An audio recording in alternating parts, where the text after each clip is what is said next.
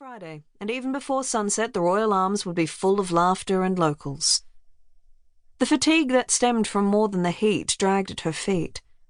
She no longer had the energy to deal with masculine attention.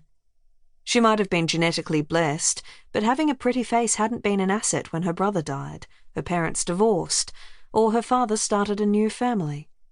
She was so much more than how she looked. She stopped herself from favouring her right leg. Ticking the so-called attractive box also hadn't stopped her world from caving in on that icy English lane. She disposed of the used glove in the small bin on the back of the ute, and the needles in the yellow sharps container. When footsteps approached, she took a second before facing Sophie and Joe. "I'll give you a call," she said, careful not to hold Joe's gaze for too long, "as soon as I hear anything." Joe went to speak, but then grunted as his sister's elbow jammed into his side. "Thank you," Sophie said, smile sweet. "Don't worry about closing the gate. Joe can finally make himself useful." Ella gave the siblings a wave before driving away. In her rearview mirror she saw Sophie turn to her older brother and waggle a finger at him. This time Ella didn't have to hide her smile. It was common knowledge that she wasn't interested in any kind of relationship. Even Edna Galloway, the notorious local matchmaker, left her alone.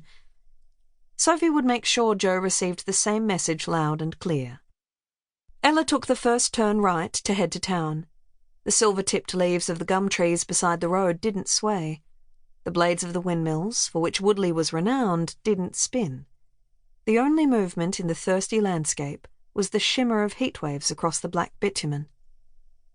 She adjusted the air conditioner temperature and angled the vents so cold air rushed over her hot skin. Her tight headache didn't ease, so she took a sip from the water bottle beside her. Joe's interest shouldn't have bothered her.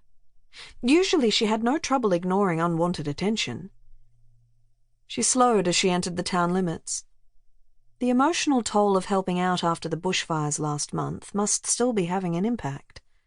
Despite all the animals she'd saved when she'd spent a fortnight out west, far too many had been lost. She had to be tired, and that's why she was on edge. There couldn't be any other explanation. At the Mixed Practice Veterinary Hospital, she drove along the side lane to park near the stables. A bay thoroughbred whickered as she left the driver's seat. The sociable gelding had been chased by wild dogs into a barbed wire fence.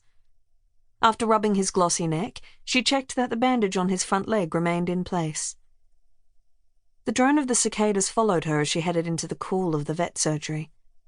The clinic was closed, and with no overnight guests in the kennel room, the normally bustling building was quiet.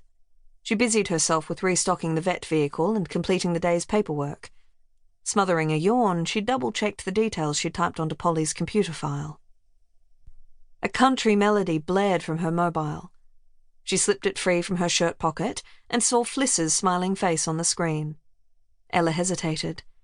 The local doctor was a close friend, but through no fault of Fliss's, things had become complicated since Ella had returned from helping out after the bushfires. She answered the call before she could change her mind. "Hi, Fliss." "Hi, stranger. Hope you weren't outside in this heat for too long today." "Only this afternoon." "How's life out of town? All settled in?" 3 weeks ago she'd moved to a small farm that had belonged to an elderly friend who'd needed the support of an aged care facility in Woodlea. Though Ella had purchased the property, she viewed herself more as a custodian of what had been Violet's childhood and family home. The sandstone cottage was still filled with many of Violet's possessions that Ella was slowly helping her sort through. Ella was now also the owner of 2 affectionate and inquisitive brown and white goats.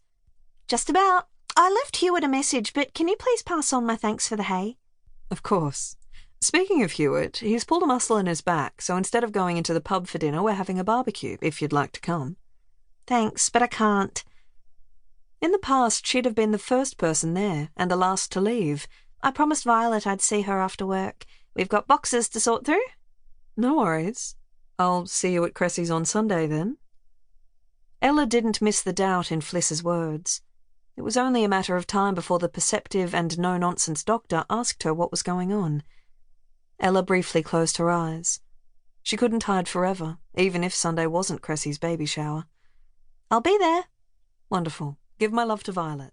See you soon." Will do.